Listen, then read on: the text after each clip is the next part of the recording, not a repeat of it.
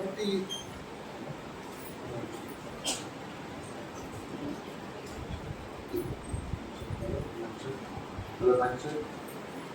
కాబట్టి యుద్ధం గెలవాలి, నేను యుద్ధాన్ని గెలిపిస్తాను మీ యుద్ధాన్ని అని పరమ తండ్రి తన యొక్క ప్రజలకు సెలవిస్తూ ఉన్నాడు.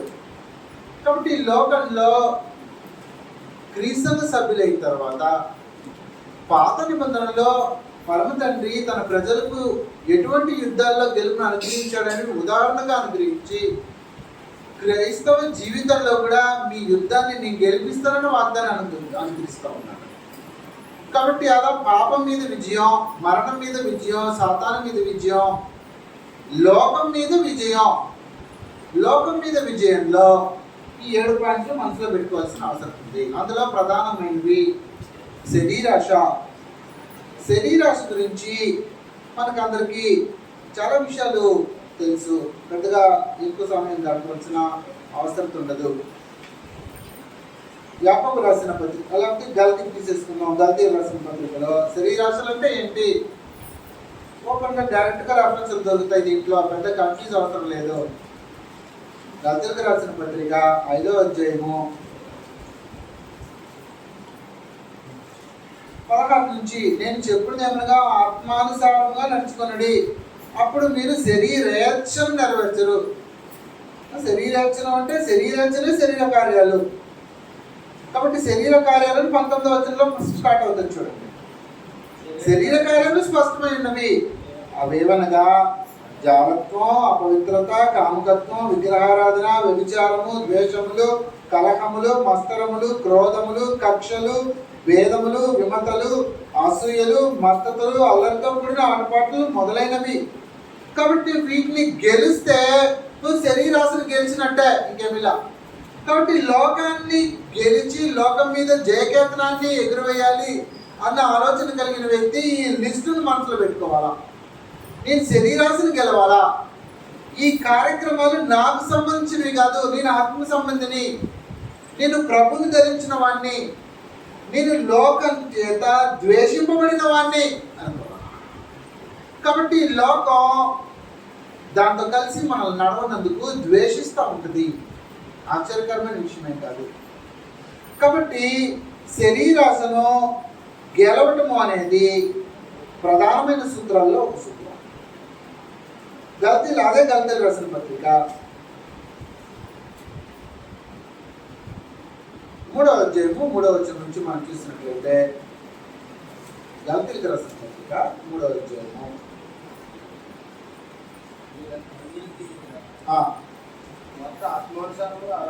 ఆరంభించి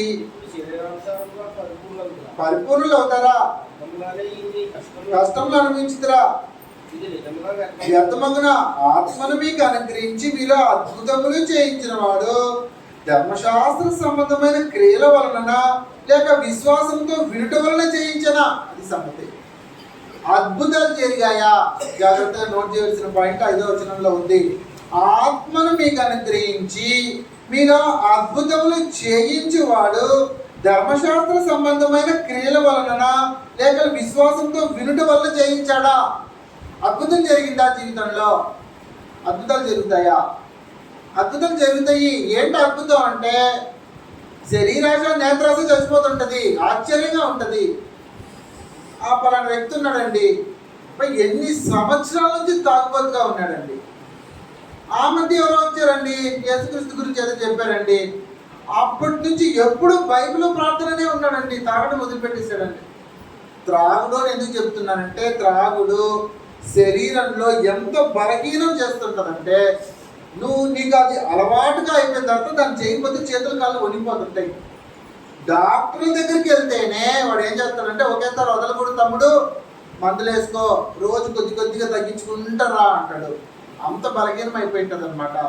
మందులు వచ్చేసి దానికి ఇప్పుడు శరీర బలహీనతలను బాగా చేసేప్పుడు మందులు వచ్చేసేసి, అటువంటి త్రాగుడిని ఎంతోమంది త్రాగుడుబోతుల్ని సంపూర్ణంగా మార్చేసిన అద్భుత కార్యం శరీరంలో జరిగింది. దొంగను మార్చేసిన అద్భుతాలు జరిగాయి, త్రాగుబోతులను మార్చేసిన అద్భుతాలు జరిగాయి.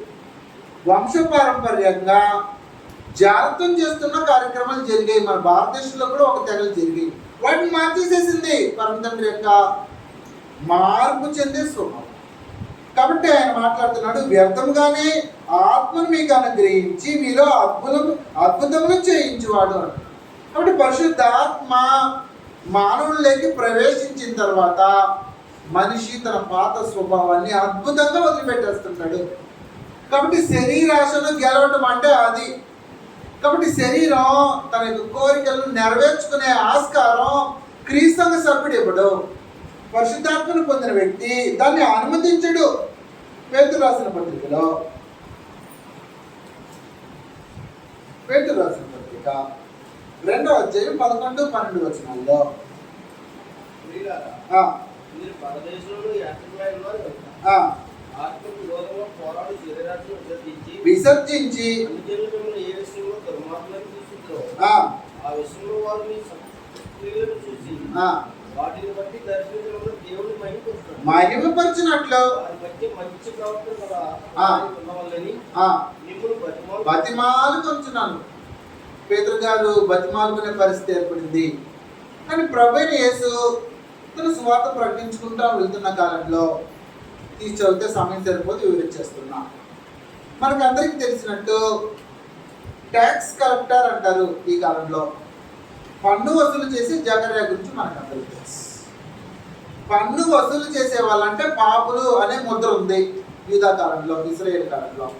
ఏం చేస్తుంటారంటే, నీకు పన్ను 10 రూపాయలు అనుకోండి, 20 రూపాయలు పన్ను వేస్తాడు. గవర్నమెంట్ 10 రూపాయలే కడతాడు, మిగిలిన 10 రూపాయలు జోలు వేసుకుంటాడు. ఇప్పటికీ జరుగుతుంటాయి. ఒక 2 వారాలకు ముందు మా తమిళనాడు రాష్ట్రంలో మధురై అనే ఒక ప్రాంతం ఉంది. మధురై సిటీలో దగ్గర దగ్గర 10 మంది, అంటే మధురై సిటీని 10 భాగాలుగా విభజిస్తారనమాట. వార్డ్ నెంబర్ 1, వార్డ్ నెంబర్ 2, ఇక్కడ కూడా వార్డులుగా విభాగిస్తారు కదా. అలా 10 వార్డు యొక్క సీనియర్ లీడర్స్ని అందరినీ రిజైన్ చేసి బయటకు వెళ్ళిపోండి అనేసాడు మా తమిళనాడు సీఎం గారు. ఎందుకంటే ఏం చేశారంటే, ప్రతి ఒక్క ఇంటికి ట్యాక్స్ వేసేటప్పుడు ఒక ఇంటికి 1000 వస్తుంది అనుకోండి, 500 వేస్తా నీకు, నువ్వు నాకు 300 ఎక్స్ట్రా ఇవ్వాలి, నీకు 200 ప్రాఫిట్. మీకు అర్థమవుతుందా? ట్యాక్స్ కలెక్టర్స్ మధురై సిటీ ఫుల్గా కలిపి ఈ 10 వార్డు మెంబర్లు, అంటే వాళ్ళ కింద ఉండే అధికారులంతా వాళ్ళు చెప్పిన మాట వినాల్సిందే కదా. ఎంత కొల్లగట్టారంటే ఆశ్చర్యం వేస్తుంది. 150 కోట్లు ఈ 4 సంవత్సరాల్లో వాళ్ళు కొల్లగొట్టింటారు. విషయం న్యూస్లో బయటకు పడింది. స్టాలిన్ గారు తన ప్రభుత్వంలో ఉండే ఆ 10 మంది అధికారులు రిజైన్ చేసి బయటకు వెళ్ళండి, లేకపోతే అరెస్ట్ చేసి జైల్లోకి వేస్తాను అన్నారు. అరెస్ట్ చేసి. కాబట్టి ట్యాక్స్ కలెక్టర్స్ పాపులు అనే ముద్ర ఉంది. అన్యాయం చేస్తుంటారు, యథార్థంగా బ్రతకరు అనమాట. కాబట్టి జకర్యా, ప్రభువైన యేసు కాలంలో జీవించిన జకర్యా కూడా ట్యాక్స్ కలెక్టర్, పన్ను వసూలు చేసేవాడు పాపి అనే ముద్ర. పాపం సొమ్ముతో విస్తారమైన ఆస్తి సంపాదించేసుకున్నాడు. కానీ ఎప్పుడైతే ప్రభువైన యేసు గురించి విన్నాడో, ఆయన్ని చూచాడో, చెట్టు ఎక్కాడో మనకు అందరికి తెలుసు. చెట్టు ఎక్కి చెట్టు పైన చూడాలనుకున్నాడు. ప్రభువైన యేసు దగ్గరికి వచ్చాడు. జకర్యా, నిన్ను చూసేగా వచ్చా, దిగి ప్రభు దగ్గరికి వచ్చిన వెంటనే మారు మాటల్లా, ప్రభువా ఇదిగో మారిపోయా, నా ఆస్తిలో సగం పనిచేస్తున్నా. అంటే అప్పటి వరకు పోగేసుకున్నాడు, ధనం పోగేసుకున్నాడు, డబ్బు. ఎందుకని అర్థం కాల. కానీ ప్రభు దగ్గరికి వచ్చిన వెంటనే జ్ఞానోదయం కలిగిపోయిందే, ఇదంతా వ్యర్థం కదా, ప్రభు దగ్గర నెట్టెత్తుని వెళ్ళాలా. కాబట్టి ప్రభు, నా ఆస్తిలో 50% సగం పనిచేస్తున్నా, పేదలకు ఇచ్చేస్తున్నా. నాకు ఎవరి యొక్క నేను అన్యాయంగా పుంజుకొనిలా వాళ్ళకి 200 తిరిగి ఇచ్చేస్తాను. కాబట్టి మార్పు అలా జరుగుతుంది. మార్పు అలా జరుగుతుంది అనే దాన్ని గ్రంథస్థం చేసి అనుగ్రహించు. కాబట్టి ఆత్మకు విరోధంగా పోరాడు శరీరాశలను విసర్జించి అంటున్నాడు. కాబట్టి పరిశుద్ధాత్మ ప్రవేశించినప్పుడు ఆత్మకు విరోధంగా పోరాడే కార్యక్రమాలు అంతరించిపోతాయి. డౌట్ అవసరంలా మనకు. దాన్నే కొలసీలకు రాసిన పత్రికలో గ్రంథం వివరిస్తుంది. కొలసీలకు రాసిన పత్రిక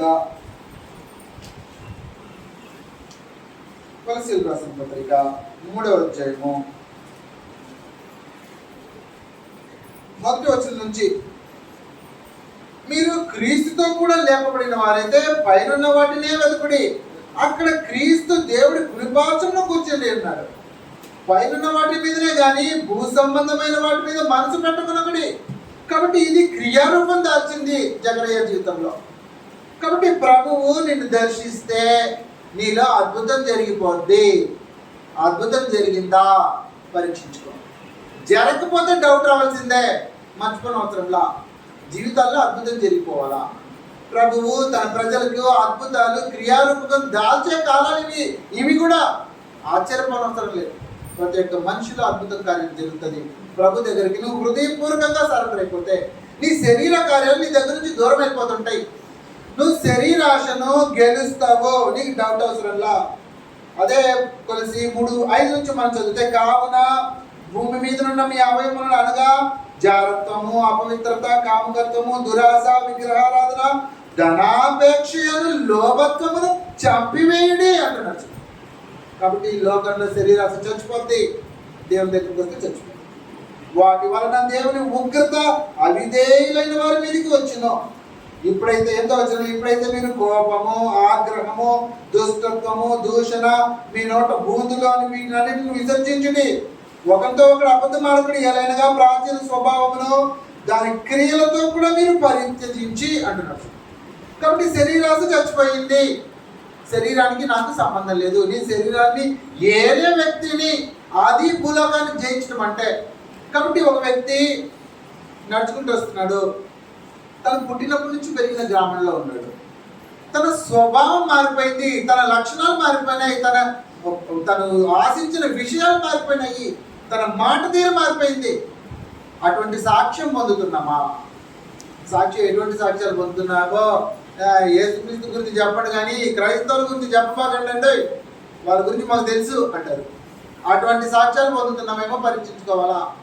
కాబట్టి యేసుక్రీస్తును ధరించిన వ్యక్తి శరీరాశను గెలిచిన వ్యక్తి. శరీరాశను గెలిచిన వ్యక్తి రోడ్లో నడిస్తే ఎవరు కనిపించాలో తెలుసా? ప్రభువైన యేసుక్రీస్తు కనిపించాలా. కాబట్టి నీలో అద్భుతం జరిగి ఉంటే ప్రభువైన యేసు ప్రదర్శింపబడుతుంటాడు. అలా ప్రదర్శింపబడితే నువ్వు శరీరాశను గెలిచినట్టు. నువ్వు శరీరాశను గెలిస్తే లోకాన్ని గెలిచినట్టు. నువ్వు భయపడవలసిన అవసరం లేదు. దీనికి తండ్రి సహాయం చేస్తాడు. ఈ యుద్ధంలో గెలవడానికి నిన్న ఆత్మను అనుగ్రహిస్తా అంటున్నాడు. నా ఆత్మను అనుగ్రహించి నీకు క్షేమాభివృద్ధిని ప్రసాదిస్తా. కాబట్టి నువ్వు భయపడవలసిన అవసరం ఏముంది? కాబట్టి నూతన స్వభావాన్ని నీలో పుట్టిస్తానన్నాడు. మనం నిన్నటి కాలంలో చూసాం. తిరిగి తీతుకు చూద్దాం. తిరిగి మళ్ళీ తీతుకు రాసిన పత్రికలో. కాబట్టి నూతన స్వభావాన్ని నేను అనుగ్రహిస్తా. నీకు భయం ఎందుకు? నీ స్వభావం మారిపోద్ది. నువ్వు శరీరకంగా ఆలోచించే ప్రసక్తే ఉండదు. తీతు 3వ అధ్యాయము 5వ వచనం నుంచి నేను చదువుకున్నావు. తన కనికరము చొప్పుననే పునర్జన్మ సంబంధమైన స్నానం నీలో జరగడానికి తండ్రి కనికరిస్తాడు. నేను గెలిపిస్తాను నిన్నే అంటున్నాడు. అందుకే తన కనికరం చొప్పున మనం నీతిని అనుసరించి చేసిన క్రియల మూలంగా జరగలే ఈ కార్యక్రమం. తన కనికరం చొప్పుననే పునర్జన్మ సంబంధమైన స్నానం ద్వారాను పరిశుద్ధాత్మ మనకు నూతన స్వభావం కలుగు చేయడం ద్వారాను మనల్ని రక్షించను. కాబట్టి అలా రక్షింపబడిన వాడు ప్రభువైన యేసును ప్రదర్శిస్తుంటాడు, శరీరాశలను గెలుస్తుంటాడు. డౌట్ అవసరం లేదు. రెండవదిగా నేత్రాశ గురించి చూసుకుందాం. నేత్రాశ మనకు సమయం సరిపోదు, నేత్రాశకి వెళ్ళిపోదాం. నేత్రాశ ఎవరికి ఉంటుందంటే గురిటితనం ఉన్నోడికి ఉంటుంది. ఎఫెసీయులకు రాసిన పత్రిక. ప్రభు దగ్గరకు వస్తే ఉండదు, నేత్రాలు వెలిగింపబడిపోతుంటాయి. కాబట్టి నేత్రాశను చంపుకుంటూ ఉంటాడు. ప్రభు దగ్గరికి రాని వాడికి ఏం జరుగుతుందో గ్రంథం మాట్లాడుతుంది. ఎఫెసీయులకు రాసిన పత్రిక 1వ అధ్యాయం 17వ వచనంలో ప్రభు దగ్గరకు వస్తే వెలిగింపబడిపోద్ది.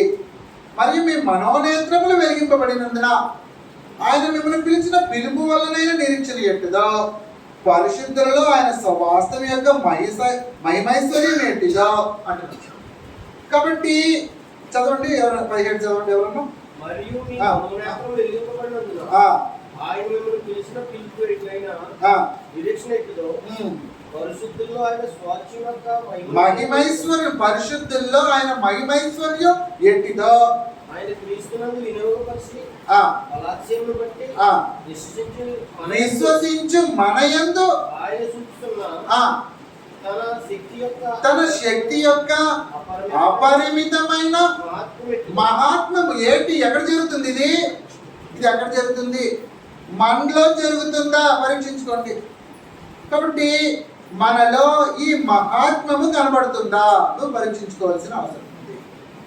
కాబట్టి దేవుని యొక్క సముఖంలో నువ్వు ప్రభు దగ్గరికి వచ్చేసేసేసావు అనుకో, నీకు ఈ సమస్య ఉండదు. 2 కొరింథీయుల 4వ అధ్యాయం 4వ వచనం చూస్తాం. మళ్ళీ ఇక్కడికి వద్దాం. ఇక్కడ ఒక తెగ జనం ఉంది. వీళ్ళకి మన నేత్రాలు వెలిగింపబడలా. అది ఈ తెగ. వీళ్ళు ఎటువంటి వారు గ్రంథం వివరిస్తుంది. 3వ వచనం నుంచి, మా సువార్త మరుగు చేయబడి ఉన్న ఎడల నశించుచున్న వారి విషయంలోనే మరుగు చేయబడి ఉన్నది. దేవుని మహిమ స్వరూపి అయిన క్రీస్తు మహిమ కనుపరచు సువార్త ప్రకాశం వారికి కనిపించుకున్నట్లు ఈ యుగ సంబంధమైన దేవత అవిశ్వాసులైన వారి మనోనేత్రకి గురుడితనం కల్పించింది. ఏం గురుడితనం వచ్చేసింది? దేవుని స్వరూపైన క్రీస్తు మహిమను కనపరిచే పరశక్తి లేదు వాళ్ళకి.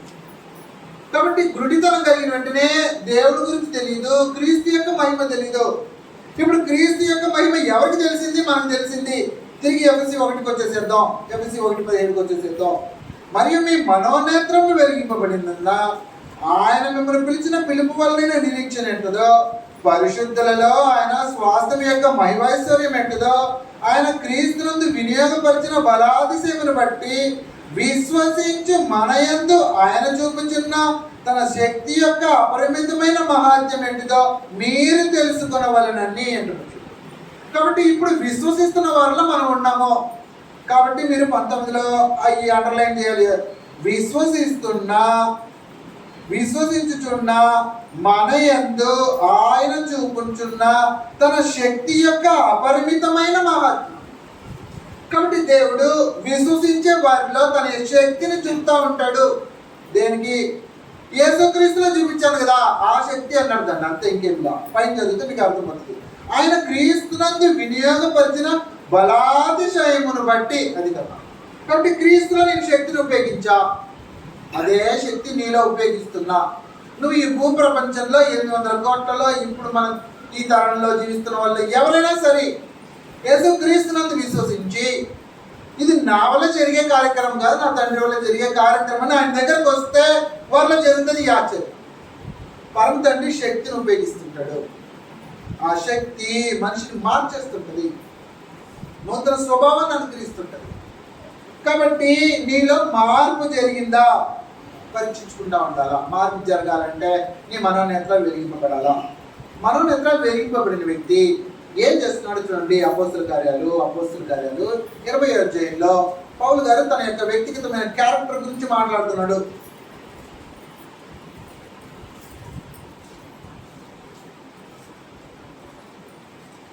అపోస్తుల కార్యాలు 20వ అధ్యాయము 33 నుంచి, ఎవని వెండినైనను బంగారమునైనను వస్త్రములైనను నేను ఆశింపలేదు. నా అవసరం నిమిత్తము నాతో ఉన్నవారి నిమిత్తము ఈ నా చేతులే కష్టపడినది మీకు తెలియను. మీరును ఇలాగూ ప్రయాసపడి బలహీనులను సంరక్షింపవలననియో పుచ్చుకొట్టు కంటే ఇచ్చుట ధన్యమని ప్రభువు యేసు చెప్పిన మాటలు జ్ఞాపకము చేసుకొనవలననియో అన్ని విషయంలో నేను మీకు మాదిరి చెప్తున్నాను. మనోనేత్రాలు వెలిగింపబడిన ప్రభువు యొక్క దాసుడు అపోస్తలుడైన పౌలు ఎవరు వెండి కానీ బంగారు కానీ నేను ఆశించనండి, నాకు వద్దు అంటున్నాడు. మనకు చరిత్రలో ఒక మహానుభావుడు కనిపిస్తాడు. పరమ తండ్రి శిక్షించి చంపిన మహానుభావుడు అనుకుంటాడు. యెహోషువ గ్రంథం 7వ అధ్యాయంలో బంగారుని పౌలు ఆశించలేదు, బంగారుని ఆశించినోడు కనిపిస్తున్నాడు. యెహోషువ గ్రంథం 7వ అధ్యాయంలో ఆకాను గురించి మనకు అందరికి తెలిసిందే. మళ్ళీ ఒకసారి జ్ఞాపకం చేసుకుందాం. యెహోషువ గ్రంథం 7వ అధ్యాయంలో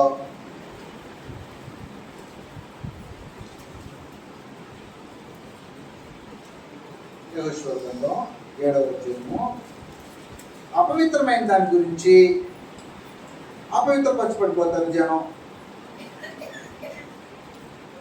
19 నుంచి మనం చదివినట్లయితే 19, అప్పుడు యెహోషువ ఆకానుతో నా కుమారుడా, 15వ వచనంలో ఏంటి సమస్య అనేది అడ్రస్ చేస్తున్నాడు. అప్పుడు శపితమైనది ఎవరి యొద్ద దొరుకునో వానికి కలిగిన వారిని అందరినీ అగ్ని చేత కాల్చివేయవలెను. ఏలైనగా వాడు యెహోవా నిబంధనను మీరి ఇశ్రాయేలులో దుష్కార్యము చేసిన వాడు అని. శపితమైన దాని గురించి అపవిత్రులైపోతారు మనుషులు. 7వ అధ్యాయం 1వ వచనంలో దాన్ని అడ్రస్ చేస్తున్నాడు. శపితమైన దాని విషయంలో ఇశ్రాయేలీలు తిరుగుబాటు చేసిరి అంట. చేసింది ఆకారం మాత్రమే, కానీ ఇశ్రాయేలు మీద నిందొచ్చి పడుతుంది. దేవుడు అలా ఆలోచన చేస్తాడు. కాబట్టి శపితమైంది ఏం తీసుకున్నారంటే 19వ వచనం చదివితే అర్థమవుతుంది. అప్పుడు యెహోషువ ఆకానుతో, నా కుమారుడా, ఇశ్రాయేలు దేవుడైన యెహోవాకు మహిమను చెల్లించి ఆయన ఎదుట ఒప్పుకొని నీవు చేసిన దాన్ని మరుగు చేయక నాకు తెలుపమని నిన్ను వేడుకొనుచున్నానని చెప్పగా, ఆకాను యెహోషువతో, ఇశ్రాయేలు దేవుడైన యెహోవాకు విరోధంగా నేను పాపం చేసినది నిజమే. దోపుడు సొమ్ములో ఒక మంచి షీనారు పై వస్త్రమును, 200 తురుముల వెండిని, 8 తురుముల ఎత్తుగల బంగారు కమ్మిని నేను చూచి వాటిని ఆశించి అంటున్నట్టు. నేత్రాశ పనిచేస్తుంది. చూచాడు బంగారాన్ని, పౌలు చూశాడు బంగారాన్ని.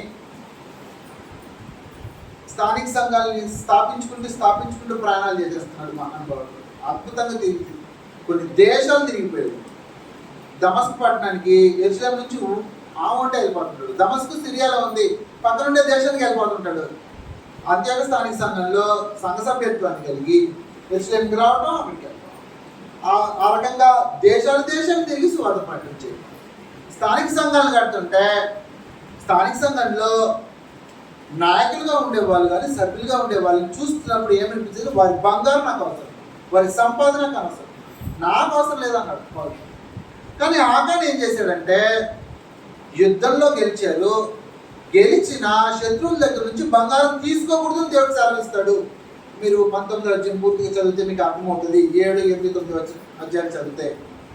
కాబట్టి శబ్దమైంది అది, దాన్ని తీసుకోకూడదు అని సెలవిస్తాడు. యుద్ధానికి వెళ్ళే ముందు అంతటిని కాల్చిపడేసండి అంటాడు. కానీ ఆకాను బంగారు కమ్మిని చూసి దురుద్దేశాన్ని చూచి ఆశించాడంట. దోపుడు సొమ్ములు 21లో 7వ అధ్యాయం 21 మళ్ళీ దోపుడు సొమ్ములో ఒక మంచి షీనారు పై వస్త్రమును, 200 తురుముల వెండిని, 7 తురుముల ఎత్తుగల బంగారు కమ్మిని నేను చూచి వాటిని ఆశించి తీసుకున్నాను. కాబట్టి నేత్రాశ పనిచేసింది ఆకాండలో, అపోజిట్ పౌండ్లో పనిచేయాల.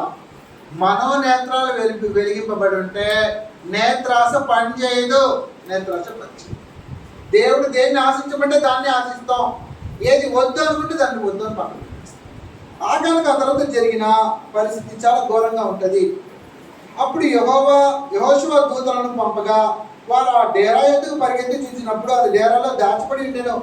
ఆ వెండి దాని క్రింద ఉండేను. కాబట్టి వారు డేరా మధ్య నుండి వాటిని తీసుకొని యెహోషువ ఎద్దుకు ఇశ్రాయేలు ఎద్దుకును తెచ్చి యెహోవా సన్నిధి నుంచి తర్వాత యెహోషువయు ఇశ్రాయేలీయులందరూ జెరహు కుమారుడైన ఆకానును, ఆ వెండిని, ఆ పై వస్త్రములను, ఆ బంగారు కమ్మిని, ఆకారు కుమారులను, కుమార్తెలను, ఎద్దులను, గాడిదలను, మందను, డేరాను, వానికి కలిగిన సమస్తమును పట్టుకొని ఆగోరు లోయలోనికి తీసుకొని వచ్చింది. అప్పుడు యెహోషువ, నీవేళ మమ్మల్ని బాధపరిచితివి, నేడు యెహోవా నిన్ను బాధపరచును గాక. ఇశ్రాయేలు అందరూ వారిని రాళ్లతో చావగొట్టిరి. వారిని రాళ్లతో కొట్టిన తర్వాత అగ్ని చేత కాల్చి వారి మీద రాళ్ళు పెద్ద కుప్పగా వేసి. కాబట్టి ఆశించి నేత్రాశను అదుపు చేసుకోలేకుండా ఆశించి శబ్దమైన దాన్ని తీసుకొని వచ్చేసేసి చేసిన పాపం ఒకడే. అతనికి కలిగిన యావదాస్తి అగ్ని కాకుండా రాళ్ళతో కొట్టి చంపబడి అగ్ని కాల్చింది. కాబట్టి నేత్రాశ ఏం చేస్తుంది, దేవుడితో శత్రుత్వాన్ని చేస్తుంది. శత్రుత్వం క్రీస్తు సభ్యులకు కూడా నేత్రాశ వల్ల వస్తుందంట. పేతురు రాసిన 2వ పత్రికలో నేత్రాలు పాపం మానలేకపోతున్నాయని నింద పెడుతున్నాడు. పేతురు రాసిన 2వ పత్రిక 2వ అధ్యాయము 14-15 వచనాల్లో పేతురు రాసిన 2వ పత్రిక 2వ అధ్యాయము 14-15లో వ్యభిచారిని చూచి ఆశించుచు పాపము మానలేని కన్నులు గలవారు అంటున్నారు. అస్థిరులైన వారి మనసులను మరలు కొల్పుచు లోభత్వమందు సాధకము చేయబడిన హృదయం గలవారును శాపగ్రస్తులై ఉండి తిన్నని మార్గమును విడిచి బెయోరు కుమారుడైన బిలాము పైన మార్గమును బట్టి త్రోవ తప్పిపోయింది. కాబట్టి వ్యభిచారిని చూచి ఆశించచ్చు. కళ్ళతో చూసి ఆశించటం, వ్యభిచారం చేసి ఒకడు ఆశిస్తాడు, వాడికి వ్యభిచారం తన కళ్ళుని అదుపు చేసుకోలేకపోతున్నాడు, అది సమస్య. బంగారం చూసి ఒకడు ఆశిస్తున్నాడు, తన కళ్ళుని అదుపు చేసుకోలేకపోతున్నాడు, నేత్రాశ, జాగ్రత్త. దొంగతనం, మోసగించటం. ఈ మధ్య మీకు ఒక ఉదాహరణ గురించి చెప్పా. ఒక స్థానిక సంఘ సభ్యుడు, ఆ స్థానిక సంఘ సభ్యుడు చాలా సంవత్సరాలుగా ఆ స్థానిక సంఘంలో ఉండి గ్రంథం నేర్చుకొని సువార్థికుడయ్యాడు. నాకు తెలిసి 20-30 సంవత్సరాలు. చిన్నప్పటి నుంచి సభ్యుడు. అంటే నేను పుట్టడమే క్రీస్తాంగంలో పుట్టా అంటాడు. అటువంటి వ్యక్తి తన తండ్రి కాలంలో సజావుగా జరిగింది ఈ కార్యక్రమాలు. తన తండ్రి చనిపోయాడు, సువార్థికుడయ్యాడు, నేత్రాస పనిచేయడం స్టార్ట్ అయింది.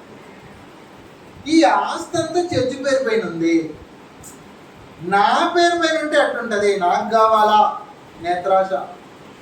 అదుపు చేసుకోలేదు, విడిచిపెట్టి పోతాను అన్న గ్రహింపు రాలేదు. ఎందుకో గ్రంథం చదువుతున్నాడు, ఉపదేశిస్తున్నాడు, నేత్రాశకు బాధ్యత. వ్యభిచారం చూసి ఆశించినట్టు అబద్ధ బతుకులు, దేవునికి శత్రువులు, సాక్షాత్తు క్రీస్తు సభ్యుడే ఆశించి దురాశకు లోనైపోయాడు. దాని ద్వారా సంఘం 2 ముక్కలైపోయి దేవుని యొక్క పని పాడైపోయింది అసలు. కాబట్టి శరీరాశ నిన్ను దేవుని యొక్క క్రియలు చేయకుండా, ఆజ్ఞలు చేయకుండా ఎలా లోకం తట్టు లాక్కొని వెళ్ళిపోతుందో, నేత్రాశ కూడా నిన్ను లాక్కొని వెళ్ళిపోతుంది. దేవుని యొక్క సూత్రాల దగ్గర నుంచి విభేదించుకొని నడుస్తుంటావు. ఆఖరికి ఆకాన్ లాగా అగ్నికి ఆకుతోవలసిన అవసరం ఏర్పడుతుంటుంది. భయపడిన అవసరం లేదు. క్రీస్తు సభ్యులు వీటిలో మనకు విజయం అనుగ్రహిస్తాడు పరమ తండ్రిని వాగ్దానం చేస్తాడు. నూతన స్వభావాన్ని నుంచి నీకు విజయాన్ని అనుగ్రహిస్తా, యుద్ధం నాది అన్నాడు ఆయన, మర్చిపోయిన. కాబట్టి చెడ్డవాటిని ఆశించకుండా ఉండు అన్నది గ్రంథం. అందుకే మనం నిన్న కూడా చూసుకున్నట్టు కొరింథీయులకు రాసిన మొదటి పత్రిక, మనం చెడ్డవాటిని ఆశించకుండా ఉందో కళ్ళు జాగ్రత్త అన్నది.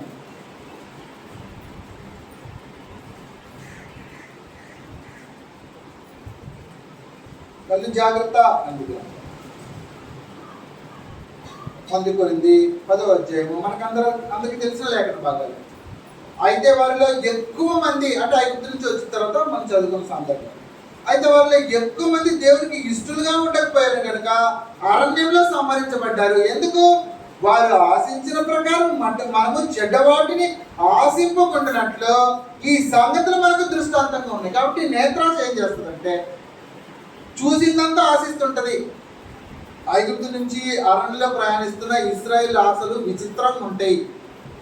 మేము మాంసం తినలేదు, సమయం సరిపోతుంది మనకు. మేము మాంసం లేదు, మాకు మాంసం లేదు, మాంసం ఎవరు పెడతాడో ఆశ పుట్టింది మాంసం మీద. కేవలం వంకాయలు, బీరకాయలు, ఉల్లిపాయలు ఏ గుర్తుకొచ్చేయాలకి? వంకాయలు, బీరకాయలు, ఉల్లిపాయలా? అవును. దేవుడు ఏదో మన్నాన్ని గురిపిస్తూ ఉన్నాడు, అదేదో తీయగా ఉంది, కొత్తిమీర లాగా ఉంది. మాకు అది నచ్చలా. మీకు అర్థమవుతుందో లేదో కథ. కాబట్టి మనసు ఎలా ఆశిస్తుందంటే భూ సంబంధమైన వాటిని ఆశిస్తుంది. ఆ బీరకాయలో ఏముందిలేండి, మాంసంలో ఏముందిలేండి అనుకుంటారేమో. ఇశ్రాయేలు వాటిని ఆశించే నాశనానికి పోయారు. కాబట్టి సూత్రం ఏంటంటే లోకమునైనను లోకంలో ఉన్న వాటినైనను ఆశించకు. దాన్ని ఆశించి దేవునికి దూరం ఇంకే, అది సూత్రం. కాబట్టి లోకంలో నేత్రాశ దేవుని సూత్రాలకి విరోధంగా ప్రవర్తింపకుండా నువ్వు చూసుకోండి అవసరత నీకు ఏర్పడాల. కాబట్టి నువ్వు ఆశించే విషయం కళ్ళు చూడడానికి ఉద్దేశింపబడినవి గ్రంథం మాట్లాడింది, ఆశించడానికి ఉద్దేశింపబడింది కాదు. కాబట్టి చూస్తున్న దీని మీద ఆశ రాకుండా నువ్వు నీ హృదయాన్ని నిగ్రహించుకోవాల్సిన అవసరం ఉంటుంది. చెడును చూసినప్పుడు దానికి దూరంగా పారిపోవలసిన అవసరం.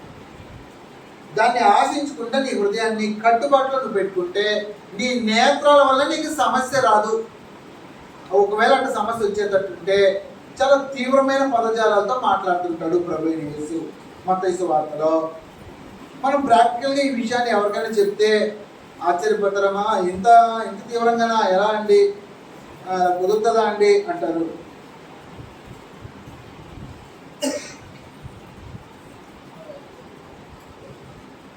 ఐదవ అధ్యాయము 29వ వచనంలో వ్యభిచారం గురించి మాట్లాడుతున్నప్పుడే మాట్లాడుతున్నాం. 27 నుంచి చదువుదాం. వ్యభిచారం చేయవద్దని చెప్పబడిన మాట మీరు విన్నారు కదా. నేను మీతో చెప్పినది ఏమనగా, ఒక స్త్రీని మోహపు చూపుతో చూసి ప్రతివాడు అప్పుడే తన హృదయం అంతా ఆమెతో వ్యభిచారం చేసినవాడు. కాబట్టి చూస్తే పాపం జరుగుతుంది అనే సమస్య వస్తే నువ్వు జాగ్రత్త. ఏం చేయమని అంటే, నీ కుడి కన్ను నిన్ను అభ్యంతరపరిచిన ఎడల దాన్ని పెరిగి నీ ఎదురు నుండి పారవేయము. నీ దేహమంతి నరకంలో పడవేయబడుతున్న నీ అవయములలో ఒకటి నశించుట నీకు ప్రయోజనకరము. నీ కుడి చెయ్యి నిన్ను అభ్యంతరపరచడం దాన్ని నరిగి నీ దగ్గర నుండి పారేస్తుంది. నీ దేహమంతి నరకంలో పడకుండా నీ అవయములలో ఒకటి నశించుట నీకు ప్రయోజనం. కాబట్టి ఎంత తీవ్రమైన పదజాలాలని గ్రంథం వాడిందంటే, జాగ్రత్త, అదుపు చేసుకో, నీ కన్నును అదుపు చేసుకో. అదుపు చేసుకోలేకపోతే ఆ కన్ను పోయినా కూడా పర్వాలా, నీకు అర్థమవుతుందో లేదో.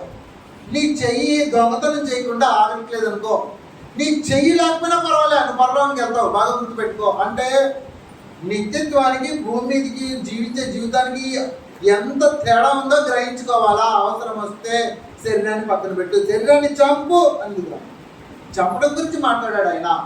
నీ కన్ను యొక్క స్వభావాన్ని చంపు. నీ చిత్తవృత్తి ఎందు నూతన పరచబడి నీ స్వభావాన్ని చంపుకుంటే, నీ పాత స్వభావాన్ని వదులుకుంటే, నూతన స్వభావంతో నీ నేత్రాలు నీ ఆధీనంలో ఉంటాయి. భయపడవలసిన అవసరం, దాన్ని సాధకం చేయవలసిన అవసరం ఉంది అన్నాడు. తిమోతికి రాసిన పత్రిక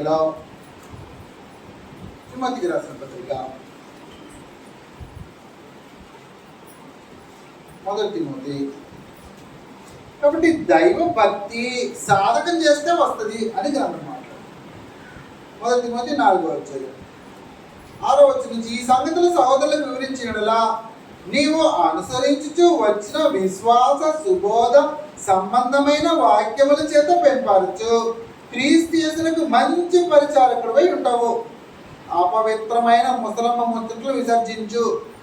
దేవభక్తి విషయంలో నీకు నీవే సాధకం చేసుకో. అది దేవభక్తి విషయంలో సాధకం చెయ్యి, నీ అవయవాల్ని ప్రాక్టీస్ చెయ్యి అంటున్నారు. శరీర సంబంధమైన సాధకము కొంచెం మట్టుకే ప్రయోజనకరంగా ఉంటుంది, కానీ దైవభక్తి ఇప్పటి జీవం విషయంలో, దైవభక్తి అంటే లోక మాలిన్యం అంటకుండా చూసుకోవడం, యాకోబు 1:6 వెళ్ళిపోవడం. కాబట్టి భక్తి అంటే లోక మాలిన్యం అంటకుండా, నా కంటికి అంటకూడదు, నా హృదయానికి అంటకూడదు. నేను దీన్ని తర్బీదు చేస్తూ ఉంటా, రోజు ప్రాక్టీస్ ఇదే. ఈ మధ్య శాస్త్ర ప్రపంచం, మెడికల్ ప్రపంచం బాగా అభివృద్ధి చెందుతుంది కాబట్టి ఇప్పుడుండే రోగాలకి ప్రధానమైన కారణం ఏమంటారంటే, శరీర శ్రమ లేకపోవడమే అండి అంటారు. ఈ ఐటీ ఉద్యోగాలు చేసేవాళ్ళు, ఈ లెక్చరర్, చాలా ఉద్యోగాలు ఏమైపోయాయంటే శరీరానికి శ్రమ లేకుండా ఉంది. కాబట్టి డాక్టర్ దగ్గర వెళ్తే ఏమంటారంటే, ఏమంటే రోజు 40 నిమిషాలు వాకింగ్ చేయండి, 40 నిమిషాలన్నా మినిమం నడవండి, 1.5 గంట మీరు రోజు శ్రమ పడితే ఫిట్గా ఉంటారు అంట.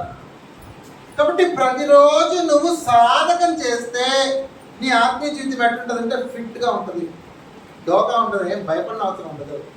నీ కన్నుని నీ ఎప్పుడు అభ్యంతరపరుస్తుందో అప్పుడు దాన్ని లోపరుచుకోవడానికి ప్లాన్ చేసుకోవాలా. దాన్ని ప్లాన్ చేసుకొని సాధకం చేయాలా.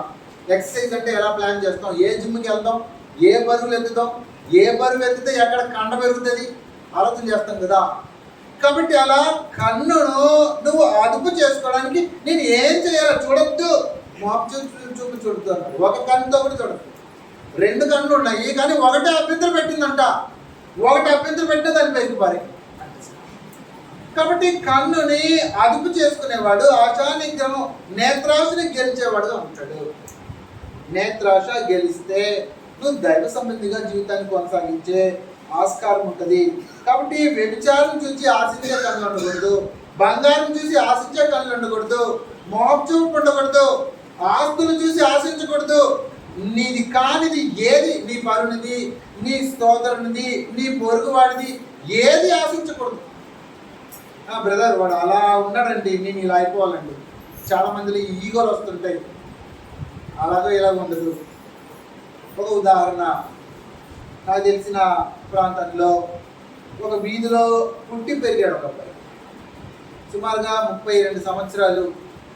32 సంవత్సరాల తర్వాత అదే వీధిలో పెద్ద వ్యాపారవేత్త అయిపోయాడు. వ్యాపారవేత్త అంటే ఇల్లులు కట్టుకొని అమ్ముకునే పరిస్థితి. ఆ వీధిలోనే ఒక ఇల్లు కట్టి అమ్ముతుంటే అక్కడ జరిగిన సంభవం, యథార్థంగా జరిగిన సంభవం. ఆ ఇల్లు కొనేకి ఎవరైనా మనుషులు వస్తే ఆ ఇంటి ఎదురామె ఏం చేస్తుందంటే, ఈ ఇల్లు అంటున్నారు, ఈ ఇల్లు వాడికి కట్టేదే రాదు, ఈ ఇల్లు కొంటున్నారా మీరు అని సుమారుగా ఒక 20 నుంచి 30 మంది నా ఇల్లు కొనకుండా చేసేసేసింది. ఏంటి సంగతి అంటే, మా ఎదురుకు పెరిగినాడు ఆడు గొప్పడైపోతే నేను ఊరికే ఉంటానా? మీకు అర్థమవుతుందా? కళ్ళు కుట్టుతున్నాయి అంటారు చూడండి, అది కథ. ఆమె కళ్ళు వాడు మాత్రం గొప్ప అయిపోతున్నాడు, నేను ఇట్టున్నా, నా కొడుకులు ఇట్టున్నారా, పరిస్థితి ఏం బాగా. సంగతి ఏంటంటే, పరమ తండ్రి అనుగ్రహిస్తే మనుషులు ఎవరు ఏమి చేయలేరు. పరమ తండ్రి సముద్రంలో యథార్థంగా ఉంటే ఏ విష చూపు మనల్ని ఏమి చేయలేదు. కాబట్టి నీ కన్ను ఏమి ఆలోచన చేస్తుందో ఆలోచన చేసుకో. నీ కంటి స్వభావం, నీ కంటి నుంచి నీ హృదయానికి వెళ్ళే పిక్చర్స్ వల్ల, చూపు వల్ల ఏమి పొరపాటు జరుగుతుందో హృదయంలో పరీక్షించుకోవాల్సిన అవసరం. చూడడం ద్వారా, నీ కంటి ద్వారా అపవిత్రత జరగకూడదు. కాబట్టి నేత్రాశ నువ్వు గెలిస్తే, నువ్వు గెలవటానికి పరమ తండ్రి సహాయం చేస్తాడు, మర్చిపోవద్దు. ఒకనాడు యుద్ధాలలో ప్రభువు తన జనాన్ని కాచుకోవడానికి వాళ్ళకి ఎలా సహాయం చేశాడో నీకు అలా సహాయం చేస్తాడో మర్చిపోవచ్చు. చివరిగా మనము సమయం అయిపోతుంది, ముగించుకుందాం. డంబము, జీవపు డంబం గురించి 2-3 సార్లు చూసుకొని ముగించేసుకుందాం, సమయం అయిపోతుంది. కాబట్టి జీవపు డంబము, గర్వంకి చాలా పెద్ద తేడాలు ఉండవు. కానీ డంబం గురించి మనకు అవగాహన కలగాలంటే గ్రంథంలో ఒక ఉదాహరణ ఉంది. సామెతల గ్రంథం 30వ అధ్యాయంలో డంబానికి ఒక 2 ఉదాహరణలు రాయబడింది. డంబము సామెతలు 30వ అధ్యాయము 30 వచనంలో 29 నుంచి, డంబముగా నడిచినవి 3 కలవు, టీవీతో నడిచినవి 4 కలవు. అవేవనగా ఎల్ల మృగములలో పరాక్రమం గలదై ఎవరికైనాను భయపడి వెనుకకు తిరగని సింహము. 31లో సోనంగి కుక్క, మేకపోతు. ఆ 2 అర్థం అవ్వడం కష్టం. తన సైన్యములకు ముందు నడుచుచున్న రాజు. సింహాన్ని, రాజును జ్ఞాపకం చేసుకుంటే డంబం అంటే ఏంటో గుర్తొస్తుందంట. సింహం నడిచిపోతుంటుంది, దేనికి భయపడదు. రాజు కూడా అంతే, సైన్యానికి ముందు నడుస్తున్నప్పుడు నాకేం కొరత, నా వెనకాల సైన్యం చూడు అంటాడు. కాబట్టి ఆ డంబమైన ప్రదర్శన దైవ సంబంధులకు సంబంధించిన లక్షణాలు కాదు అనేది గ్రంథం. కాబట్టి డంబాన్ని గెలవటం అవసరమైన ఒకటి. డంబము మనకు అపోస్తల కార్యాల్లో దైవ సంబంధించిన లక్షణం కాదు అని గ్రంథం మాట్లాడుతుంది. అపోస్తల కార్యాల్లో రాజుల యొక్క డంబం మనకు కనిపిస్తుంటది. ఇక్కడ అపోస్తల కార్యాలు 25:23లో, కాబట్టి మరునాడు అగ్రిప్ప బెర్నికేయు మిక్కిలి ఆడంబరముతో వచ్చి, డంబము ఆడంబరం, డంబముకి ఆడంబరానికి పెద్ద తేడా ఉండదు. ఆడంబరముతో వచ్చి సహస్రాధిపతులతోనూ పట్టణమందరి ప్రముఖులతోనూ అధికార మందిరంలో ప్రవేశించిన తర్వాత పేరుతో ఆగ్నేయగా పౌలు చేయబడి. కాబట్టి ఎంత ఆడంబరంగా కార్యక్రమాలు చేస్తున్నారంటే, మితము ఇంపార్టెంట్, తగ్గింపు ఇంపార్టెంట్. దైవ సంబంధులకి రెఫరెన్స్ అపోస్తల కార్యాలు 25-23. అపోస్తల కార్యాలు 25-23. కాబట్టి రాజుల దగ్గర డంబాన్ని మనం ఈజీగా కనుగొనొచ్చు. అదే అపోస్తల కార్యాలు 12:21-22-23లో ఇక్కడ ఒక రాజుకి డంబ ప్రవేశించింది. మొత్తేడు దేవదూత. అపోస్తల కార్యాలు 12:21-22-23లో నేమెంపడిన దినమందు హేరోదు రాజవస్త్రములు ధరించుకొని న్యాయపీఠం మీద కూర్చుండి వారి ఎదుట ఉపన్యాసం చేయగా జనునిది దైవస్వరమే కానీ మానవ స్వరం కాదని కేకలు వేస్తుంది. అతడు దేవుని మహిమపరచనందున ప్రభుదూత అతని మొత్తిని కనుక పురుగులు పడి తెచ్చాడు. కాబట్టి దైవ స్వరము నువ్వు అనుకుంటే, నిన్ను ఎవరిని పొగిడితే అది నాది కాదు, అది దేవుడిది వేరు, నాది వేరు అనే భావం నీకు రావాలా. రాజులకు అది ఉండదు. నన్ను మించినవాడు ఎవడరా అన్న భావంతో ఉంటారు. ప్రమాదకరమైంది. సింహము ఆ భావంతో నడుస్తుంటారంట, రాజులు ఆ భావంతో నడుస్తుంటారంట. ఆ భావన మంచిది కాదు. క్రీస్తు సంఘ సభ్యులకి హెచ్చరికలు వస్తున్నాయి చూడండి. 2వ పేతురు రాసిన పత్రిక, డంబంగా ప్రవర్తించకూడదని క్రీస్తు సంఘ సభ్యులకి హెచ్చరిక. 2వ పేతురు 2వ అధ్యాయం 18 సంఘ సభ్యులకు సంబంధించింది కాదు. వీరు వ్యర్థమైన డంబ మాటలు పలుకుచు తామే శరీర సంబంధమైన దురాశలు గలవారి తప్పు మార్గమందు నడుచుకుని వారి నుండి అప్పుడే తప్పించుకుని వారిని పోకిరి చేసిన చేత మరలు కల్పించున్నారు. నా నా టాలెంట్ ఎంతో తెలుసా, నేనేం చేయగలను తెలుసా, నేను అది చేసేస్తా ఇది చేసేస్తా అని మాట్లాడి ఒకరిని తీసుకొని వచ్చి వీడికంటే భ్రష్టుని చేస్తారంట. అది ఇంకేమిలా, దాని గురించి మాట్లాడుతున్నారు. వీరు వ్యర్థమైన డంబపు మాటలు పలుకుచు తామే శరీర సంబంధమైన దురాశలు గలవారే. నీకే క్యారెక్టర్ లేదు, నువ్వు ఇంకోటికి వెళ్ళి ఏం మాట్లాడతావు అనేది సంగతి. నీకే పర్సనల్గా వ్యక్తిగతంగా క్యారెక్టర్ లేదనుకో, కానీ ఏమంటాడంటే నిన్ను పాపాల నుంచి విముక్తి పరిచేస్తాడు దేవుడు రా అంటాడు. నేను చెప్పింది చెయ్యి, నువ్వు పరిశుద్ధం జీవిస్తావురా అంటాడు. నువ్వే బాగుపడలా, నీ బ్రతికే బాగలేదు, నువ్వెందుకు వెళ్ళి డంబ మాటలు మాట్లాడతావు? నీకు అర్థమవుతుందా? కాబట్టి డంబంగా మాట్లాడే వాళ్ళు దైవ సంబంధులు కాదు, అది సంగతి. 2వ పేతురులో అబద్ధ బోధకులు చేసే పనులవి. యూదా రాసిన పత్రికలోనూ దైవ సంబంధులు కాదు ఈ లక్షణం అని గ్రంథం మాట్లాడుతుంది. యూదా 1వ అధ్యాయము 16వ వచనంలో, యూదా పత్రిక 1వ అధ్యాయము 16వ వచనం, యూదా పత్రిక 1వ అధ్యాయం 16. వారు తమ దురాశల చొప్పున నడుచుచు లాభము నిమిత్తము మనుష్యులను కొనియాడుచు సనుగు వారును తమ గతిని గురించి నిందించు వారినై ఉన్నారు. వారి నోరు డంబమైన మాటలు పలుకును. అది గొడవ. డంబంగా మాట్లాడే నోరు దైవజనులది కాదు, దేవుని ప్రజల నోరు కాదు. డంబమైన నా మాటలు పలకడానికి గ్రంథం అనుమతించలా క్రీస్తు సంఘ సభ్యులది. ఎందుకు? ఇంకొక హెచ్చరిక చూసుకొని ముందుకెళ్దాం. ఎందుకు? మత్తయి రాసిన సువార్త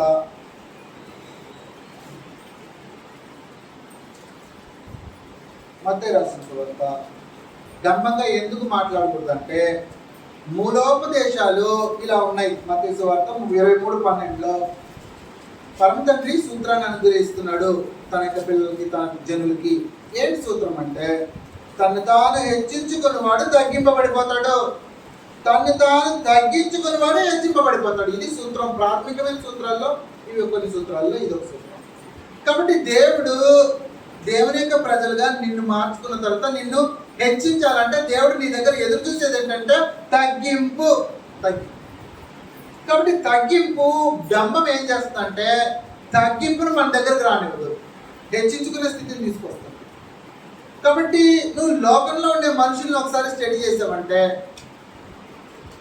ఆ మాటకు వస్తే అన్నీ ఉన్నాడు కాదు, లేనోడు కూడా డంబంగానే ఉంటాడు. నాకేట్రా నువ్వు చెప్పేది అంటాడు. ఆ మధ్య మా తమిళనాడు రాష్ట్రంలో ఒక సంఘటన జరిగింది. వీధిలో మాకు అక్కడ చెన్నై సిటీస్లో కాబట్టి ఇంటింటికి వచ్చి కుప్పని వేసుకొని వెళ్ళిపోతుంటారు. వీధుల్లో బండ్లు లాంటి తీసుకొస్తారు, కుప్ప వేసేస్తారు, వెళ్ళిపోతారు. ఒక గవర్నమెంట్ ఉద్యోగంలో ఆఫీసర్గా ఉన్నాడు. అతను తన ఇంటికి కుప్ప తీసుకోవడానికి కుప్పోడు రాలేదని చెప్పి 3 రోజుల తర్వాత వచ్చాడని, ఏంట్రా నువ్వు 3 రోజులు రాలేదు అని గద్దించాడు. గద్దిస్తే ఆ కుప్ప తీసుకునేవాడు నువ్వేంట్రా నన్ను గద్దించేది అన్నాడు. అంటే కుప్ప తీసుకునేవాడు నువ్వు ఆఫీసర్ అయితే అయ్యావు, నాకేంటి, నేను గవర్నమెంట్ జాబ్ ఎంప్లాయీ అయినా, నువ్వెవడో నన్ను గద్దించడానికి. అంటే తన స్థాయి, తను చేసిన పొరపాటును గ్రహింపు రాలా. నన్ను తిట్టాడు కానీ నేను తిట్టేస్తున్నా, ఏం చేస్తావు చేసుకో అంటాడు. కాబట్టి డంబము, గర్వము ఎలా ఉంటుందంటే మనిషిని తను తగ్గించుకొని పోవడానికి అనుమతించదు, తన స్థాయిని పెంచుకోవడానికి అనుమతిస్తుంటుంది, ఎదుటి వ్యక్తిని గౌరవించడానికి అనుమతించదు, కల్మషంతో నిండుకుంటుంటుంది.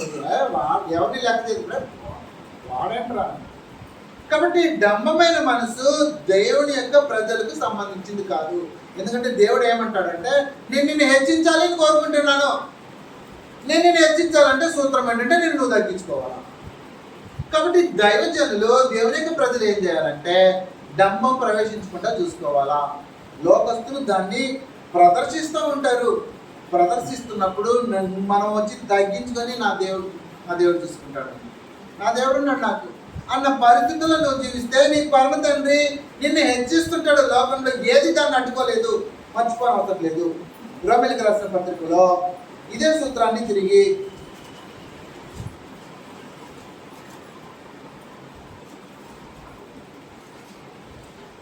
రోమీయులకు రాసిన పత్రిక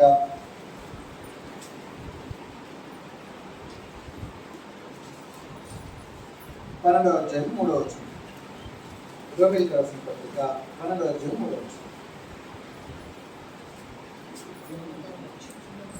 తను తాను ఎంచుకున్న దానికంటే ఎక్కువగా ఎంచుకొనక దేవుడు ఒక్కొక్కరికి విభజించిన విశ్వాస పరిమాణ ప్రకారము తను స్వస్థ బుద్ధి గలవాడటకై తగిన రీతిగా తను ఎంచుకోవాలి. అది గొడవ.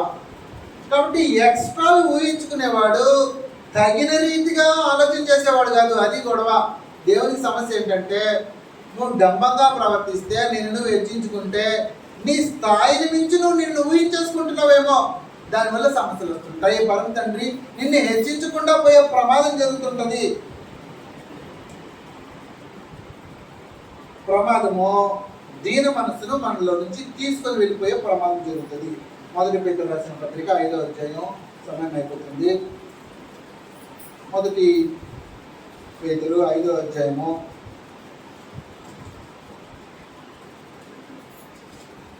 చిన్నపిల్లల గురించి మాట్లాడుతున్నప్పుడు దీన మనస్సు దాన్ని వస్త్రంగా ధరించుకో అని మాట్లాడుతున్నాడు. చూడండి 1 పేతురు 5:5లో, చిన్నలారా మీరు పెద్దలకి లోబడి మీరందరూ ఎదుటివారి ఎడల దీన మనస్సు అను వస్త్రమును ధరించుకొని మిమ్మల్ని మీరు అలంకరించుకొని. ఎందుకు కారణం చెప్తున్నాడు. దేవుడు అహంకారాలను ఎదిరించి దీనులకు కృపను అనిపిస్తుంది. అది సూత్రం ఏంటంటే తగ్గించుకుంటే హెచ్చింపబడతావు, హెచ్చించుకుంటే తగ్గించుకుంటావు. కాబట్టి దేవుడు ఏం కోరుకుంటున్నాడంటే నిన్ను హెచ్చించాలని కోరుకుంటున్నాడు. హెచ్చించాలంటే నీలో డంబం ఉండకూడదు, గర్వం ఉండకూడదు, నిన్ను నువ్వు హెచ్చించుకునే పరిస్థితులు ఉండకూడదు దేవుడి దగ్గర. దేవుడికి అది నచ్చదు. ఎందుకంటే అది ఉంటే ఆయన ఏం చేస్తాడంటే నిన్ను తగ్గిస్తుంటాడు. కాబట్టి నువ్వు హెచ్చింపబడాలంటే లోకంలో ఉండే డంబం జాగ్రత్త నీలోకి ప్రవేశించకుండా చూసుకో. కాబట్టి ప్రియులారా, మనం యుద్ధంలో గెలవటం గురించి మాట్లాడుతున్నాం. సమయం అయిపోతుంది, ముగింపు చేస్తున్నాం. సమయం సరిపోతుంది మనకు ఇంకా విషయాలు వివరిస్తే. కాబట్టి దీని మనసును అలంకరించుకొని డంబంగా ప్రవర్తించకుండా దేవుని యొక్క సముఖంలో ఆయన కోరుకున్నట్టు నిన్ను నువ్వు తగ్గించుకొని నీ యొక్క జీవితాన్ని ప్రదర్శిస్తుంటే పరమ తండ్రి నేను హెచ్చిస్తుంటాడు. డౌట్ అవసరం లేదు నీకు, డౌట్ అవసరం. ఆయన యొక్క బలిష్టమైన చేతి కింద దీన మనసు కలిగి ఉంటున్నాడు. కాబట్టి జీవపు డంబం అన్నాడు. భూలోకం విషయాల్లో అస్సలు ఉండకూడదు. నాకు అది అంత ఉందండి, ఇది ఉంటుందా, అవన్నీ ఏమి పనికిరావు. నిత్యత్వానికి సంబంధించి గురిటితనం లేకుండా ఉండవలసిన అవసరం ఉంది. చూపులు కలిగి ధన సమృద్ధి చేసుకొని నిత్యత్వానికి సంబంధించిన జీవితాన్ని కొనసాగించవలసిన అవసరం ఉంది. కాబట్టి నిన్న మనం తెలియపరుచుకున్నట్టు యుద్ధంలో దేవుడు జయాన్ని అనుగ్రహిస్తాడు. యుద్ధంలో జయాన్ని ఎలా అనుగ్రహించాడంటే శత్రు సైన్యాన్ని వాళ్ళు పొడుచుకొని తెచ్చేటట్టు చేశారు. యెహోషాపాతు యుద్ధంలో దావీదుకి కత్తి పట్టుకొని వస్తున్న గొల్లియాతుని కత్తి పట్టుకొని పోనవసరంలా, వడిసలు పట్టుకో, రాయితో కొట్టు, నేను నీకు జయాన్నిస్తాను అన్నాడు. కొట్టి చంపాడు, తల తెగ నరికాడు. ఆశ్చర్యకరమైన విజయాన్ని అనుగ్రహించాడు. కాబట్టి దేవుడు యుద్ధాల్లో ఇశ్రాయేలుకి అప్పటి వరకు ఉన్న సూత్రాలకి విరుద్ధంగా విజయాలను అనుగ్రహించాడు. కారణం ఏంటంటే నేనున్నా. గిద్యోను సందర్భంలో దాన్ని తేటగా మాట్లాడతాడు. 300 మందినే తీసుకెళ్లాలా, 10,000 మందితో నేను యుద్ధంలో గెలుపునివ్వను. ఎందుకంటే ఇశ్రాయేలు ఏం చేస్తారంటే మా బాహుబలము మాకు విజయాన్ని అనుగ్రహించింది అనుకుంటారేమో. కాబట్టి 10,000 మంది యుద్ధానికి 300 మంది చాలు. కత్తులు తీసుకుపోతారా? అవసరంలా. కొండలు తీసుకోండి, డ్యూటీలు తీసుకోండి, కొండలు పగలగొట్టండి, నేను యుద్ధంలో గెలిపిస్తాను అన్నాడు. కాబట్టి యుద్ధము యెహోవాదే, మర్చిపోను.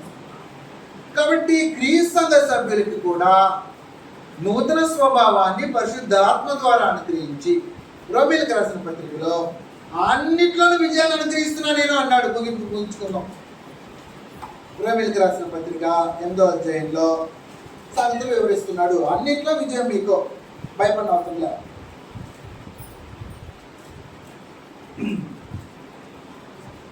26వ వచనం నుంచి, అటువలే ఆత్మీయ మన బలహీనతల సహాయం చేస్తున్నాడు. ఏలైనగా మనం యుక్తంగా ఎలాగో ప్రార్థన చేయాలో మనకు తెలియదు కానీ ఉచ్చరింప సఖ్యము కానీ ముందుతో ఆత్మ తానే మన పక్షంగా విజ్ఞాపనం చేస్తున్నాడు.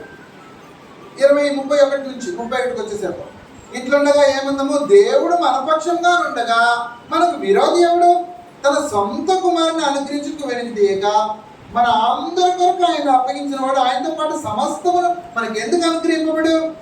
దేవుడి చేత ఏర్పరచిన వారి వారి మీద నేరం మోపడేవాడు, నీతిమంతులుగా తీర్చువాడు దేవుడే, శిక్ష విధించేవాడేవాడు చనిపోయిన యేసుక్రీస్తే. అంతేకాదు మృతుల్లోంచి లేచిన వాడునో, దేవుడి కుడి పార్శ్వన ఉన్నవాడునో మన కొరకు విజ్ఞాపన చేసిన వాడు ఆయనే. క్రీస్తు ప్రేమ నుండి మనల్ని ఎడబాపు వాడేవాడు? శ్రమ అయినా, బాధ అయినా, హింస అయినా, కరువైనా, వస్త్రహీనతైనా, ఉపద్రవమైన, ఖడ్గమైన మనల్ని ఎడబాపున. ఇందును బట్టి మేము దినమెల్లా వధింపబడిన వారు, వదకు సిద్ధమైన గొర్రెలమని ఎంచబడుతున్నాము. ఆయనను 37వ వచనం ప్రాముఖ్యం. మనల్ని ప్రేమించిన వారి ద్వారా మనము వీటన్నిటిలో అత్యధికముగా విజయం పొందుతున్నాము. అది కాబట్టి క్రీస్తు సంఘ సభ్యులకి విజయం ఎలా వస్తుందంటే పరమ తండ్రి అనుగ్రహిస్తాడు.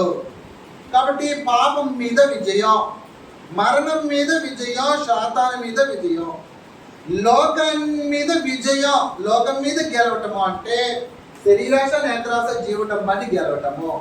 కాబట్టి దీని మీద నీకు విజయం కావాలంటే దేవుడే గతి, మర్చిపోనవసరంలా. ఏం చెయ్యాలా? హృదయపూర్వకంగా దేవుని దగ్గర సరెండర్ అయిపో. ఆయన ఆత్మను అనుగ్రహిస్తాడు. నీకు విజయం కావాలంటే ఒకవేళ నువ్వు పరమ తండ్రి దగ్గర మొరపెట్టకపోతే నీకు అది రాదు, మర్చిపోవద్దు. ఆయన దగ్గర మొరపెట్టే దాంట్లో కొన్ని సమస్యలు వస్తాయి. ఒకే ఒక ఉదాహరణ చూసుకొని ఊహించుకుందాం. లూకా రాసిన సువార్త 11వ అధ్యాయంలో నా దగ్గర అడగండి అని ఆయనే మొరుకుంటున్నాడు. ఆశ్చర్యంగా ఉంటుంది. ఉపమానం మనకు అందరికీ తెలిసిందే. ఒక స్నేహితుడున్నాడంట. ఆ స్నేహితుడు తన పక్కనింట్లో స్నేహితుడు ఉంటే రాత్రి పూట వెళ్ళి తలుపు దాటుతున్నాడంట. స్నేహితుడా, నాకు దూర ప్రదేశం నుంచి ఒక స్నేహితుడు వచ్చాడు, కానీ వాడిని పెట్టడానికి నాకు ఏమీ లేదు, కాబట్టి నాకు ఒక 3 రొట్టెలు అప్పిస్తావా అన్నాడంట. ఆ స్నేహితుడు మాటికి అడుగుతుంటే 11వ అధ్యాయంలో 8వ వచనంలో, అతడు తన స్నేహితుడైనందున లేచి ఇయ్యకపోయినాను, అతడు సిగ్గుమాలి మాటికి అడుగుట వలననైనను లేచి అతనికి కావలసిన అన్ని ఇచ్చునని మీతో చెబుతున్నాను. అటువలే మీరును అడుగుడి మీకు ఇవ్వబడును, వెదకుడి మీకు దొరుకును, తట్టుడి మీకు తీయబడును. అలాగే మీరు కిందకు వచ్చారంటే 13వ వచనంలో, పరలోకమందున మీ తండ్రి, లేకపోతే 11 నుంచి చూద్దాం. మీలో తండ్రి అయిన వాడు తన కుమారునికి చేపలు అడిగితే చేపకు ప్రతిగా పాములు ఇస్తాడా? గుడ్డును అడిగితే తేలును ఇస్తాడా? కాబట్టి మీరు చెడ్డవారైండి మీ పిల్లలకు మంచి ఈవులను ఎరిగి ఉండగా పరలోకమందున్న మీ తండ్రి తనను అడుగు వారికి పరిశుద్ధాత్మని ఎంతో నిశ్చయముగా అనుగ్రహించెను. అది కదా. కానీ మన పిల్లలకి మనమే వాళ్ళు అడిగితే ఏదంటే అది ఇచ్చేస్తుంటే మీ పరలోక తండ్రి మీకు ఇవ్వడా అని ప్రశ్నిస్తున్నాడు. ప్రశ్నించి ఉదాహరణ మాట్లాడి ఏం చెప్తున్నాడు? ఉదాహరణలో నన్ను అడుగు అని మొత్తుకుంటున్నాడు. ఏం మొత్తుకుంటున్నాడు? నన్ను అడగండి నాయనా, నన్ను అడగండి నేను ఇస్తా. ఎవరిని అంటారంట? మన ఇంట్లో పిల్లలు ఉంటారు, నువ్వు నన్ను అడిగితే ఇస్తానంటమ్మా. దేవుడు పరిస్థితి ఎలా ఉందో, మీరు నన్ను అడగండి నేను ఇస్తా అంటున్నాడు. ఏమిస్తాడు? పరిశుద్ధాత్మను సమృద్ధిగా ఇస్తే ఏమవుతుంది? నువ్వు గెలుస్తావు. ప్రతి దీంట్లోనే గెలుస్తావు. మర్చిపోవద్దు. ఈ లోకాన్ని గెలుస్తావు, పాపాన్ని గెలుస్తావు, మరణాన్ని గెలుస్తావు, శాతాన్ని గెలుస్తావు. కాబట్టి యుద్ధం యెహోవాది. కాబట్టి నీకు జయ జీవితం కావాలంటే పరమ తండ్రి సముఖంలో యథార్థమైన హృదయంతో ప్రతి ఒక్క విషయంలోని విజయాన్ని పొంది బ్రతకాలంటే పరమ తండ్రి దగ్గర మొరపెట్టు. హృదయపూర్వకంగా కుమ్మరించు. ఇంకా అడగటంలో లోపాల గురించి విరివిగా మాట్లాడచ్చు. మనం పాత నిబంధనలో ఆయా పరిస్థితుల్లో బూడిదలో పడిపోయేవాళ్ళు. ఎలా పడిపోయేవాళ్ళు? బూడిద తెచ్చుకుని గోనె పట్ట కట్టుకుని బూడిదలో పడేవాళ్ళు. ఏంటి? తండ్రి కాపాడు నాయన. దానికని మిమ్మల్ని బూడిదలో పడమని నేను అనట్లా. మరి ఏం చేసుకోవాలా? ఒకే రెఫరెన్స్ ఆఖరిగా కీర్తనల గ్రంథం 51వ అధ్యాయము 17వ వచనం. కీర్తనల గ్రంథం 51:17. విరిగిన మనస్సే దేవునికి ఇష్టమైన బలులు. విరిగిన మనస్సే దేవునికి ఇష్టమైన బలులు. దేవా, విరిగి నలిగిన హృదయమును నీవు అలక్ష్యము చేయవు. అది హృదయాన్ని విరగొట్టుకొని నలగొట్టుకొని, తండ్రి నువ్వే నాకు గతి అను. నీకు జయం వస్తుంది, నువ్వు గెలుస్తావు, డౌట్ అవసరంలా. పరమ తండ్రి సహాయం చేస్తే ఈ భూలోకంలో మనం సాధించలేనిది ఏమీ ఉండదు. కాబట్టి విజయం సాధిస్తావు, యుద్ధంలో గెలుస్తావు, పాపాన్ని గెలుస్తావు, మరణాన్ని గెలుస్తావు, సాతాన్ని గెలుస్తావు, లోకాన్ని గెలుస్తావు. లోకాన్ని గెలిచి జయ జీవితాన్ని జీవించి నిత్యత్వానికి యోగ్యులుగా జీవించి పరమ తండ్రి సముఖంలో మనమందరం కనిపించేటట్టు పరమ తండ్రి కృపను అనుగ్రహించాలని కోరుకుంటూ మిమ్మల్ని హెచ్చరిస్తూ నన్ను హెచ్చరించుకుంటూ ముగిస్తున్నాను.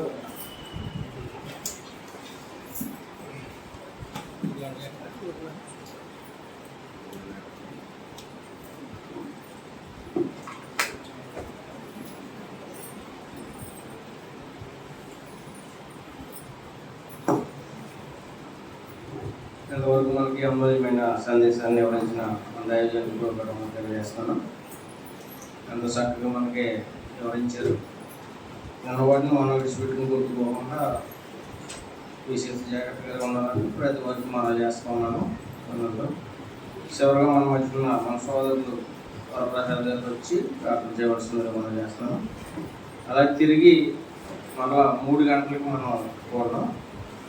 అందరూ భోజనాలు చేసి ఉండాలని ప్రాంతంతో మనం చేస్తాం.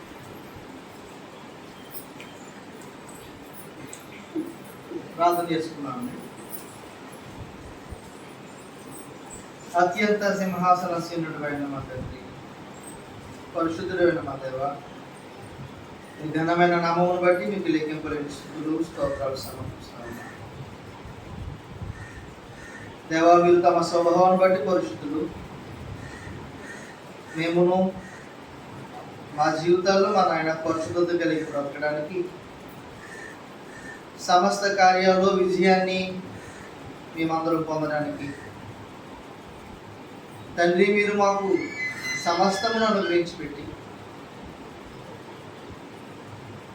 మా జీవితాల్లో మా నాయన విజయాన్ని చేకూర్చడానికి, ఆత్మ సంబంధమైన జీవితంలో భక్తికి జీవానికి కావలసినటువంటి సమస్తమును దయచేస్తూ సదాకాలం మీతో నిత్యత్వంలో జీవించడానికి నా తండ్రి మీరు మాకు అనుగ్రహించి పెడుతున్నటువంటి ప్రతి ఈవిని బట్టి కృతజ్ఞతలు మాట్లాడు. యుద్ధము మీది, నీ ప్రజలుగా మా తండ్రి మేము మీ మీద ఆధారపడి భయభక్తులు కలిగి విశ్వాసంతో మా నాయన యథార్థమైన హృదయాలతో నీ సముఖంలో బ్రతుకున్నప్పుడు, నీకు ఇష్టలుగా మా జీవితాలు కొనసాగిస్తున్నప్పుడు మా పక్షాన నిలబడి మా తండ్రి మాకు విజయాన్ని చేకూరుస్తున్న దేవా మీకు స్తోత్రాలు.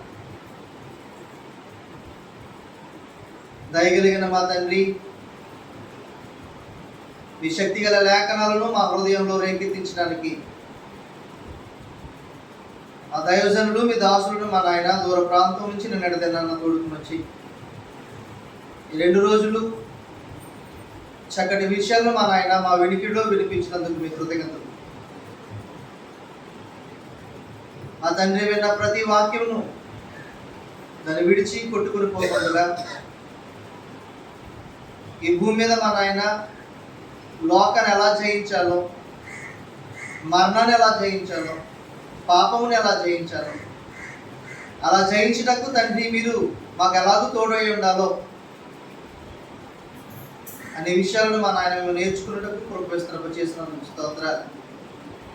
అంత ప్రయాసతో ఈ సముఖం నిలబడి మా తండ్రి ఈ దాసులు మాకు బోధించిన విధానాన్ని బట్టి కృతజ్ఞతలు మా తండ్రి.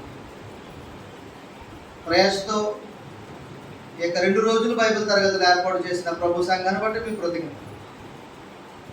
ఆయా ప్రాంతాల నుంచి సముఖంలో కూడి వచ్చి ఈ శ్రేష్టమైన సంగతులు మా నాయన వింటున్నటువంటి మీ బిడ్డలేడలా మీ జోక్యం పుచ్చుకొని విన్న ప్రతి వాక్య ప్రకారంగా మా జీవితాలను కట్టుకుని అనుసరించి దాని ప్రకారంగా మా జీవితాలను మా తండ్రి పరిశుద్ధంగా కట్టుకును మీ యొక్క మహిమను మా జీవితంలో కనపరిచేటువంటి వారిగా బ్రతుకుటకును కృప విస్తరింప చేయవలసిందని ప్రార్థిస్తా ఉన్నాం. ఈ యొక్క మధ్యాహ్న తరగతిని మా తండ్రి మేము ఉదయకాల తరగతిని ముగించుకుని భోజన విరామములకు వెళుతుండగా కనికరించండి. మీ కృపను మాయలో విస్తరింప చేయండి.